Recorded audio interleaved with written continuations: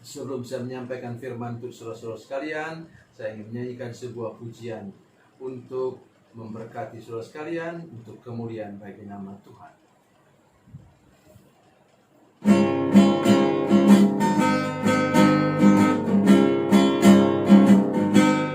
Pergilah kamu ke seluruh dunia, sampai ke ujung bumi. Beritakanlah Injil damai sejahtera, jadikan semua bangsa murid Kristus. Yesuslah yang punya segala kuasa di sorga dan di bumi. Ingatlah Dia ada besertamu senantiasa sampai akhir zaman. Sampaikan kabar kesukaan itu, baptislah semua yang percaya.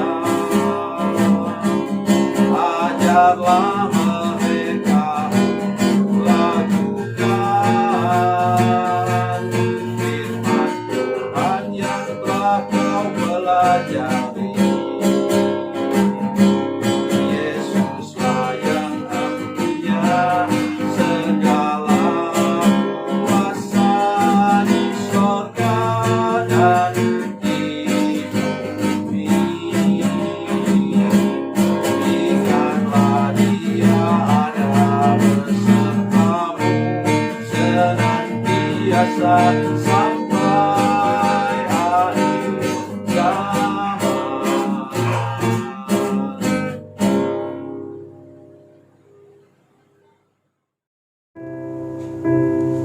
Salam saudara pemirsa, sampai berjumpa kembali dengan kami dalam program Berita Pengharapan. Saudara sekalian, kita mendengar reaksi raja-raja di Israel atau Yehuda ketika mendengarkan firman Tuhan. Ada seorang raja ketika dia mendengarkan berita firman Tuhan, dia koyakkan itu dengan pisau raut. Firman Tuhan itu, dulu firman Tuhan ditulis di atas kulit sapi, ya, kulit hewan. Tetapi di sini sebentar kita belajar bagaimana ada raja yang begitu rendah hati dan pengaruhnya sangat luas ke seluruh Israel. Mari kita berdoa sebelumnya. Bapa, dalam nama Yesus, terima kasih untuk firman Tuhan yang ajaib yang sebentar akan kami dengarkan. Berkati kami dengan firman Tuhan ini Tuhan. Dalam nama Yesus. Amin. Saudara pemirsa, mari kita membaca firman Tuhan dari Perjanjian Lama.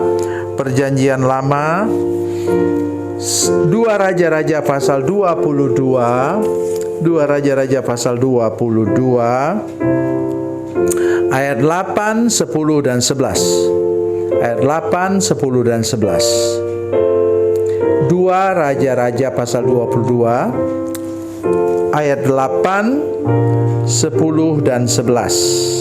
Ya. 8, 10 dan 11. Demikian bunyi firman Tuhan. Berkatalah Imam Besar Hilkia kepada Safan panitera itu, telah kutemukan kitab Taurat itu di rumah Tuhan. Lalu Hilkia memberikan kitab itu kepada Safan, dan Safan terus membacanya. Ayat yang ke-10, Safan panitera itu memberitahukan juga kepada raja, Imam Hilkia telah memberikan kitab kepadaku. Lalu Safan membacanya di depan raja. Segera sesudah raja mendengar perkataan kitab Taurat itu, dikoyakkannyalah pakaiannya. Amin. Ini Raja Yosia ini memang luar biasa, saudara sekalian.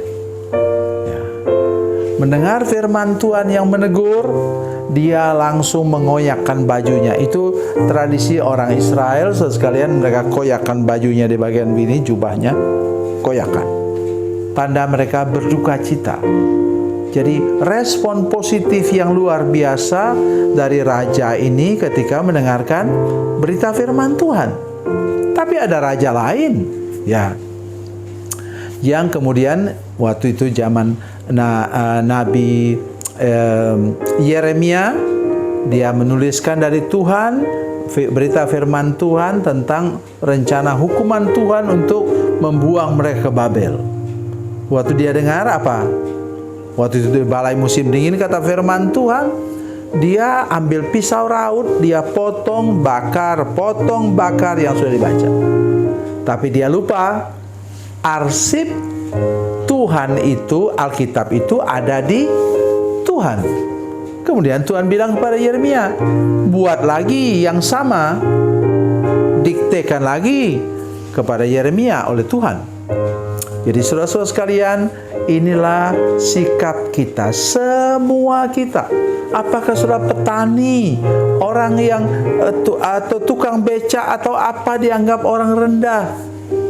Hidup dan masa depanmu bergantung kepada responmu terhadap firman Tuhan yang kau dengar. Saya sudah bisa buktikan dalam 40 tahun pelayanan saya ini, saudara sekalian, itu memang saya menemukan banyak orang yang seperti itu. Hidupnya terangkat tinggi-tinggi, diberkati. Tadinya masyarakat yang dianggap paling rendah. Oleh karena apa? Ini tadi kuncinya. Ya. Respon kita terhadap firman Tuhan, tanggapan kita terhadap firman Tuhan itu amat sangat penting. Jadi tolong saudara sekalian, ketika mendengarkan firman Tuhan, baik renungan pribadi saudara sendiri, baca Alkitab sendiri, dan juga dengar khotbah hamba Tuhan. Apa yang kita bisa buat kalau dengar khotbah hamba Tuhan? Aduh, kelamaan khotbahnya ya, membosankan ya. Engkau tidak dapat apa-apa, karena engkau tidak menghormati Tuhan. Maksud saya, ketika hamba Tuhan itu naik ke mimbar, ke panggung, menyampaikan firman Tuhan dari mimbar, dia adalah hamba Tuhan. Saudara masih ingat pada waktu mereka mau menangkap Tuhan Yesus, itu imam besar Kayafas waktu itu mengatakan apa? Lebih baik satu orang mati daripada semua bangsa ini binasa. Alkitab mengatakan bahwa dia waktu itu dia bernubuat. Bagaimana bisa seorang imam besar yang nanti menyalibkan Yesus kok bisa bernubuat? Ya, ketika dia mengatakan sesuatu, dia mulutnya dikendalikan oleh Tuhan, lidahnya dikendalikan oleh Tuhan, dan dia menyampaikan firman Tuhan yang menjadi kebenaran. Bahwa Yesus mati kemudian untuk menyelamatkan seluruh bangsa, bukan hanya seluruh bangsa Israel, tapi seluruh dunia ini, saudara sekalian.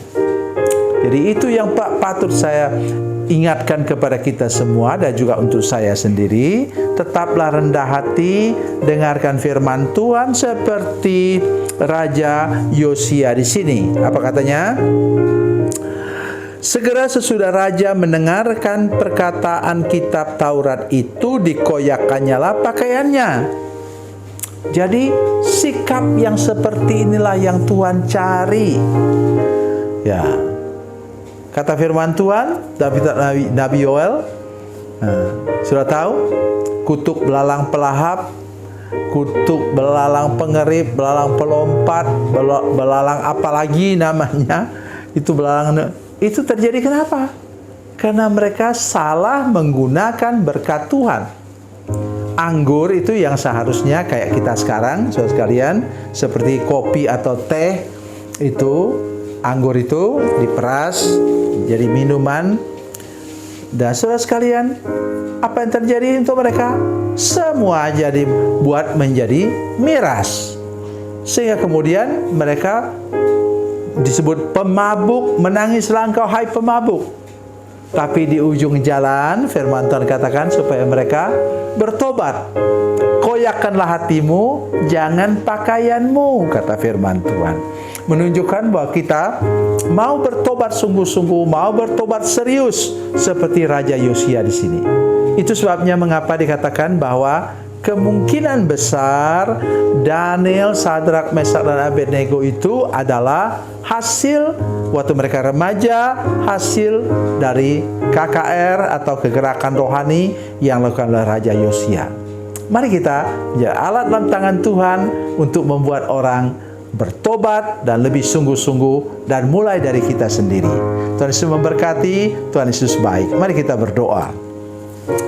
Bapa, dalam nama Yesus, terima kasih banyak Tuhan, Engkau sudah memberkati kami dengan firman-Mu. Tolong supaya kami menjadi orang yang responsif, cepat tanggap terhadap firman Tuhan, dan lakukan firman Tuhan dengan sungguh-sungguh dalam kehidupan kami. Terima kasih Tuhan, terpujilah nama-Mu. Dalam nama Yesus kami berdoa dan bersyukur. Haleluya, amin.